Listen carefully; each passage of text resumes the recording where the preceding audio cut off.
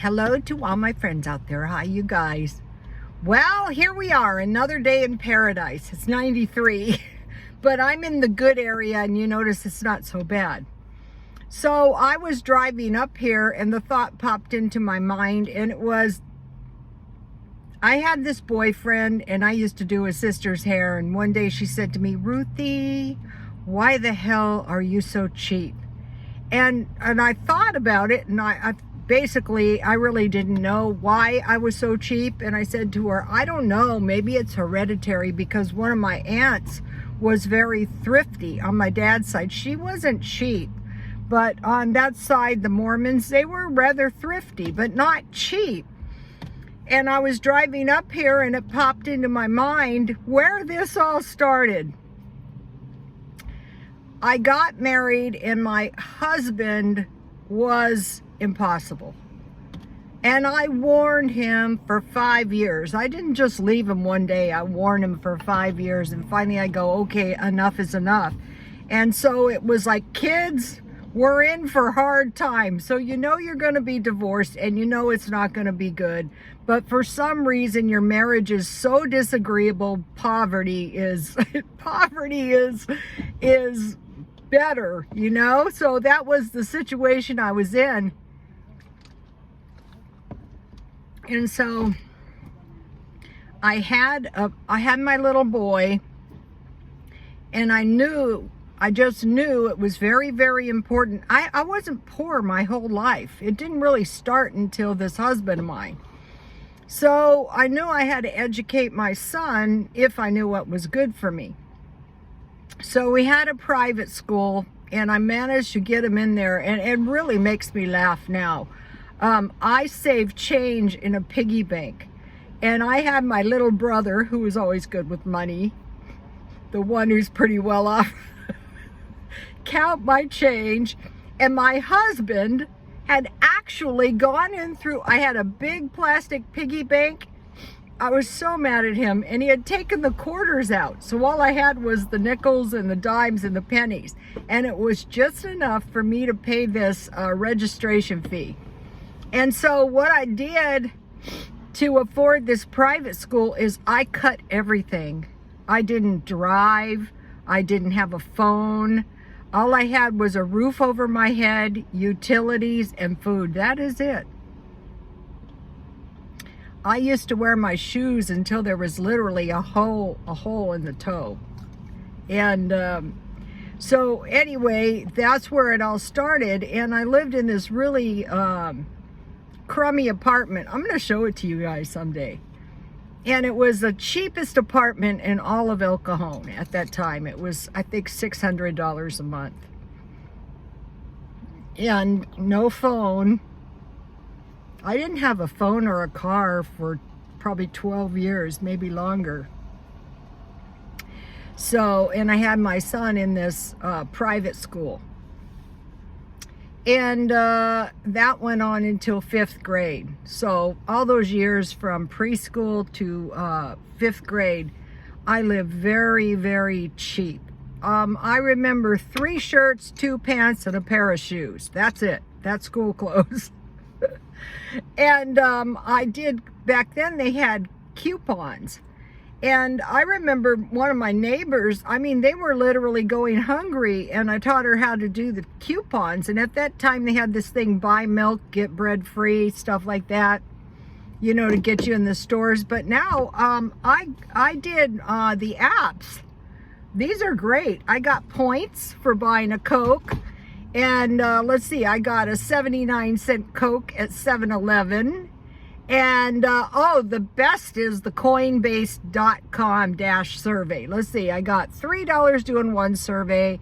I got at least $13 sitting there for the next survey. It doesn't cost you anything. I bought Bitcoin. I bought Ox Bitcoin.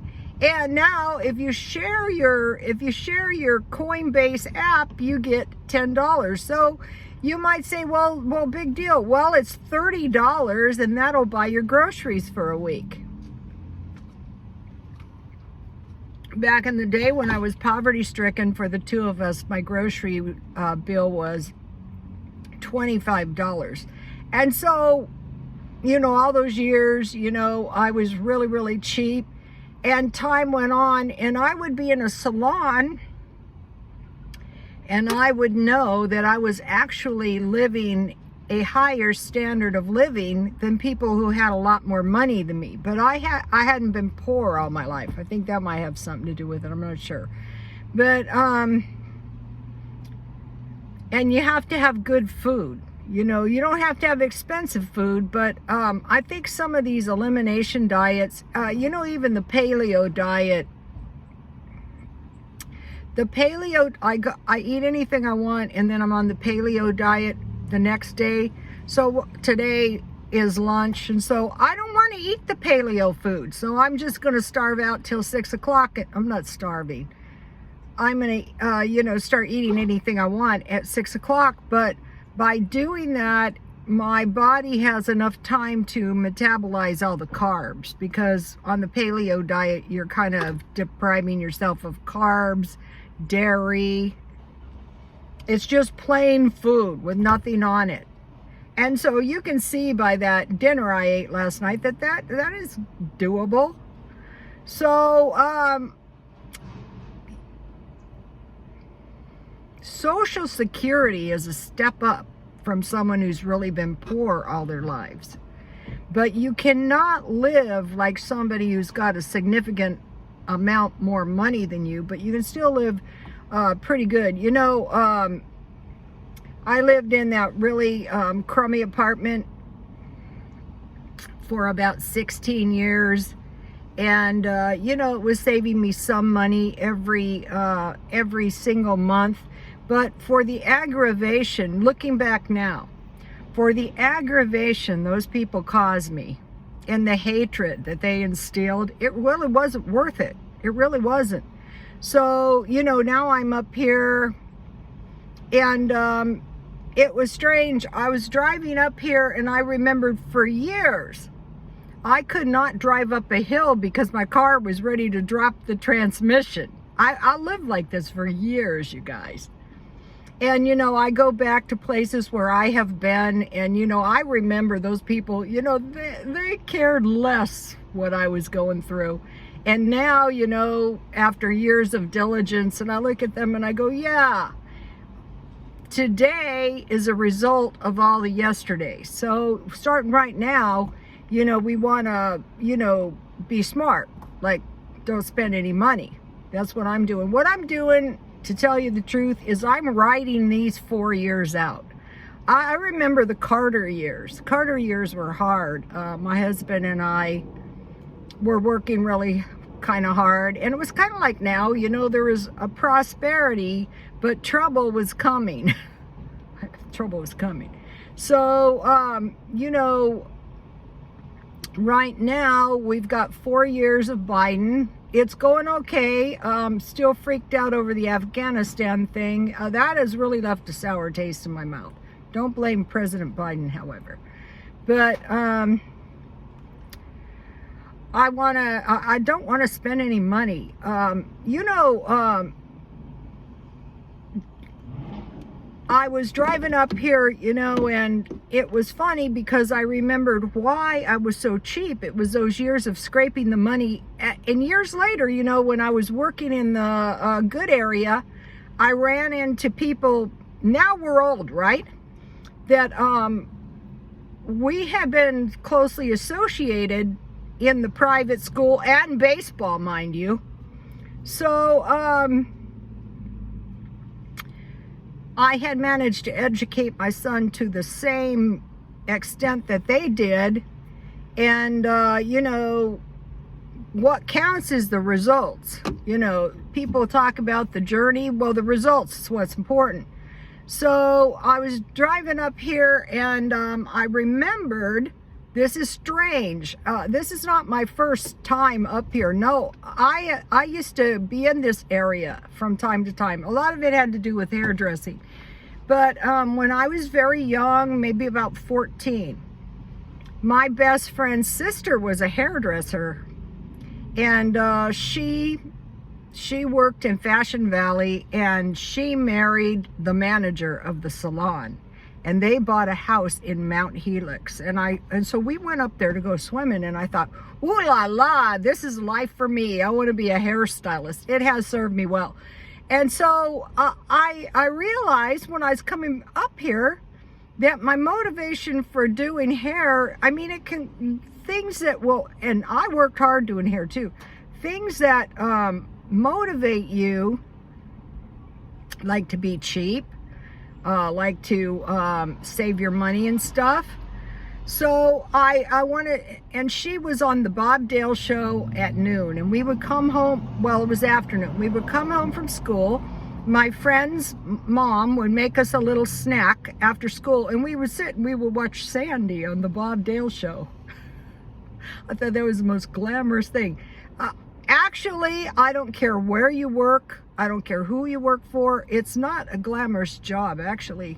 It's a rewarding job because it's creative, and you like create out of thin air some really beautiful work if you're lucky.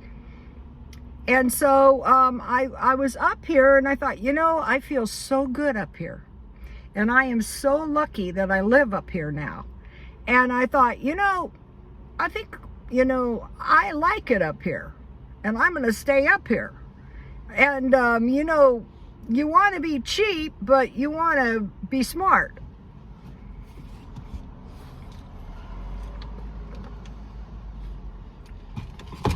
So the trick to getting through these recessions is, okay, is this going to play out well? No, it is not going to play out well. We're heading for a recession, a bad dip.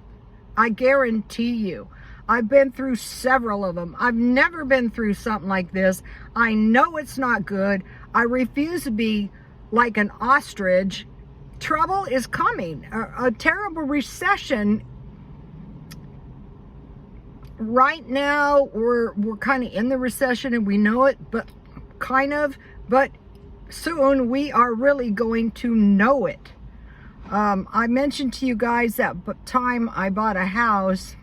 At that time, I was still married to my husband. And during that recession, nobody had any cash, none. So I learned the best thing that's going to help you is cash. But also you want to look around and say, okay, what can I do to better myself? Well, maybe I could earn $30 extra on Coinbase.com. Maybe I could get rid of my junk and sell it at the swap meet and take $30 and buy groceries for the week a couple times a month. I'm not doing it now. It's too hot. Also, you know, finding ways to cut corners. Now, I like this. I've been watching the food hauls from the food pantries. They're really helpful. You know, the women that do them help everyone. It's maybe you're not ever going to go to the food pantry, but you see what the people are getting at the food pantry. And so one of the things I usually always get is peanut butter. So you might want to say to yourself, yeah, I think I'll buy myself a jar of peanut butter. And then they say things like, I sure hope they give us bread. Okay, I will. Oh, did you say bread? I will go to the 99-cent store, and when the bread is on sale for 50 cents, I will buy 2. So if you were eating a sandwich every single day, 1 loaf of bread would be 11 sandwiches. So you need approximately 3 loaves of bread for a sandwich every day. And, you know, things are gonna start occurring to you. You know, I was doing the paleo. I wanted to mention to this. And I thought, gosh, I don't know how to do this. I'm coming up with a hateable life. Well, I went over here to Sprouts, and I saw they had pre-packaged meals. And there was a meal almost identical to the meal I made last night, which was chicken, green beans, and tomatoes. So, you know, you can learn, and you can buy chicken legs, bags of chicken legs. In the day, I think they were saying, I think some lady was telling me the lady who's on the paleo diet eats, that was really influenced me to try it, because I was a nursing student for years, and when I looked at her body, she looked so young. And I asked her, were you wealthy at one time? And she said, are you kidding? No, I go on the paleo diet. So since I've been doing this, you're not eating junk, you're not eating garbage. I can see how that works. But she was saying at one time that the chicken was just so dirt cheap, and we've had an increase in chicken. So what they're doing is they're raising prices on the things poor people eat, pork and chicken. And so I'm able to get pretty good pork, ground pork at 99 cents only. So by being very cheap, mainly what we're doing is we're saying, okay, fine, I'm not spending any money. What do I look like? Stupid? Do I want to end up homeless? I'm going to need cash. It's no telling what crap is on the horizon. I mean, think about the last month and all the adverse stuff, the floods, the Afghanistan thing. I mean, it's sickening, actually. But September is always a hard month. I heard September was the highest suicide month. I don't know. What I think is, one thing we might be heading for is another outbreak of the variant around March next year. I hope not, but that's what I'm preparing for. And also, I'm preparing for food shortages. I'm just buying a couple toilet papers every day. Today, I'm going to buy some rice cakes and some bagels at a good price if I can find them. I'm going to stop by Dollar Tree. I think they have everything bagels for $4 and they have